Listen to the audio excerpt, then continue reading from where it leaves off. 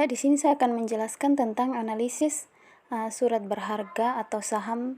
Terdiri dari yang pertama itu ada analisis fundamental. Analisis fundamental adalah suatu analisis yang mempelajari hal-hal yang berhubungan dengan kondisi keuangan suatu perusahaan dengan tujuan untuk mengetahui sifat-sifat dasar dan karakteristik operasional dari perusahaan publik. Analisis fundamental terdiri atas beberapa analisis yang harus dilakukan sebelumnya, yaitu ada analisis ekonomi, analisis industri, dan analisis rasio keuangan perusahaan. Yang berikut B, analisis ekonomi. Dalam melakukan analisis penilaian saham, investor bisa melakukan analisis fundamental secara top-down untuk menilai prospek perusahaan.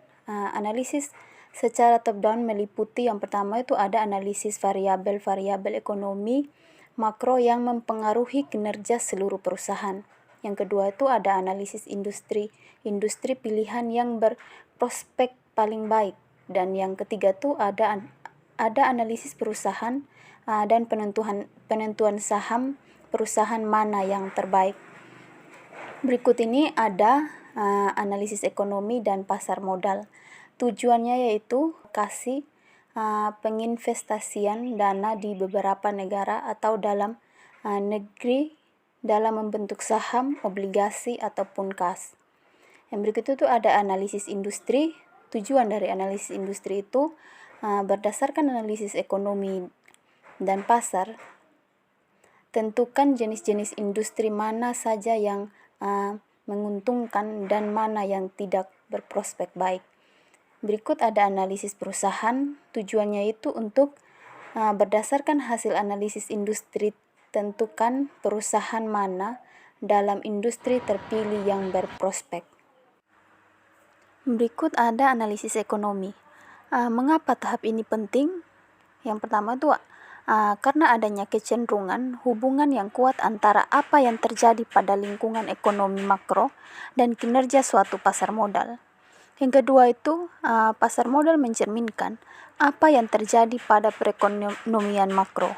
Dan yang ketiga itu fluktuasi yang terjadi pada pasar modal akan terkait dengan perubahan yang terjadi pada berbagai variabel ekonomi makro.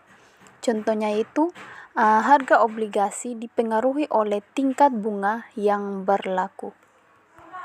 Slide yang berikut saya persilakan teman saya Agung untuk membacakannya. Cara analisis perubahan di pasar modal. Yang pertama itu ada perubahan siklus ekonomi. Siklus ekonomi yang cenderung menurun menuju titik terendah atau disebut dengan resesi. Maka harga saham biasanya akan turun. Semakin kuat resesi, semakin drastis penurunan harga saham. Yang kedua itu ada siklus ekonomi diramalkan membaik. Maka harga saham menjelang titik balik siklus ekonomi sebelum mencapai titik terendah akan membaik mendahului membaik siklus ekonomi. Yang ketiga itu siklus ekonomi yang terus membaik sampai mendekati titik puncak. Maka harga saham cenderung stabil sehingga return saham yang abnormal sulit dicapai investor. Yang kedua perubahan variabel ekonomi makro. Pengamatan terhadap perubahan indikator ekonomi makro seperti PDB, inflasi, tingkat bunga, ataupun nilai tukar mata uang dapat membantu investor dalam meramalkan apa yang terjadi pada perubahan pasar modal. Pertama itu beberapa variabel ekonomi makro yang perlu diperhatikan investor, antara lain PDB, kedua investasi, yang ketiga tingkat bunga, yang keempat kurs rupiah, yang kelima anggaran defisit, yang keenam investasi swasta, yang ketujuh neraca perdagangan dan pemberdayaan. Analisis industri. Yang pertama itu ada analisis industri merupakan salah satu bagian dalam analisis fundamental. Analisis industri biasanya dilakukan setelah kita melakukan analisis ekonomi. Kedua itu dalam analisis industri, investor mencoba membandingkan kinerja dari berbagai industri untuk mengetahui jenis industri apa saja yang memberikan prospek menjanjikan atau sebaliknya. Ketiga itu masalah pengelompokan industri. menjadi semakin rumit ketika berhadapan dengan banyak perusahaan yang mempunyai sekian banyak ragam lini bisnis. Yang keempat itu, untuk menilai suatu industri ada 2 langkah yang perlu dilakukan. Pertama, mengestimasi earning per share atau yang disebut EPS yang harus diharapkan dari suatu industri. Kedua itu, mengestimasi price earning ratio atau yang disebut P atau E yang diharapkan atau disebut juga sebagai multiplier industri. Persaingan dan return industri yang diharapkan. Yang pertama, faktor penting lainnya mempengaruhi besarnya profit yang bisa diperoleh suatu industri adalah intensitas persaingan dalam industri tersebut. Yang kedua itu, intensitas persaingan dalam suatu industri akan menentukan kemampuan industri untuk menetapkan memperoleh tingkat return di atas rata-rata. 5 faktor persaingan industri. Persaingan antara perusahaan dalam industri. Yang pertama, pemain baru potensial. Yang kedua, pembeli. Yang ketiga, barang substitusi. Yang keempat, pemasok. Analisis perusahaan. Analisis perusahaan diarahkan untuk mengetahui apakah saham suatu perusahaan layak dijadikan pilihan investasi. Hasil analisis perusahaan harus bisa memberikan gambaran tentang nilai perusahaan, karakteristik internal, kualitas dan kinerja manajemen, serta prospek perusahaan di masa datang. 2 komponen learning per share dan price learning ratio diutamakan dalam analisis perusahaan karena 3 alasan. Yang pertama, kedua komponen tersebut bisa dipakai untuk mengestimasi nilai intrinsik saham. Yang kedua, dividen yang dibayarkan perusahaan pada dasarnya dibayarkan dari learning. Yang ketiga, adanya hubungan antara perubahan learning dengan perubahan harga saham. Earning per share dan informasi laporan keuangan.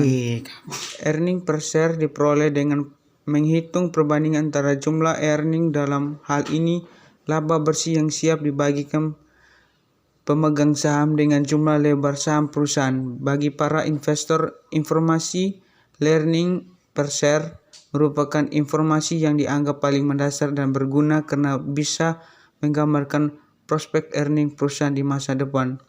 Informasi termasuk earning per share yang dapat digunakan sebagai dasar penilaian perusahaan adalah laporan keuangan perusahaan. Kelemahan pelaporan EPS dalam laporan keuangan. Permasalahan dalam laporan earning ini terkait dengan kemungkinan munculnya konflik kepentingan antara investor di suatu sisi sebagai pengguna laporan keuangan dan manajemen di sisi lainnya sebagai penyaji laporan keuangan. Yang kedua, cara mengurangi konflik ini antara lain dengan yang pertama, peran prinsip-prinsip dan kode etika akuntansi. Yang kedua, penggunaan tenaga auditor eksternal yang netral. Yang berikut, kelemahan laporan keuangan yang lainnya adalah karena laporan tersebut dibuat di akhir periode, pada umumnya tahun, maka hal itu hanya menggambarkan kondisi perusahaan pada saat laporan dibuat dan tidak mampu menggambarkan kondisi perusahaan yang terkini. Analisis rasio profitabilitas perusahaan yang pertama di samping bisa dengan melihat laporan keuangan, analisis perusahaan juga dapat dilakukan dengan menggunakan analisis rasio keuangan. Yang kedua, indikator penting untuk melihat prospek perusahaan di masa yang akan datang adalah pertumbuhan profitabilitas perusahaan.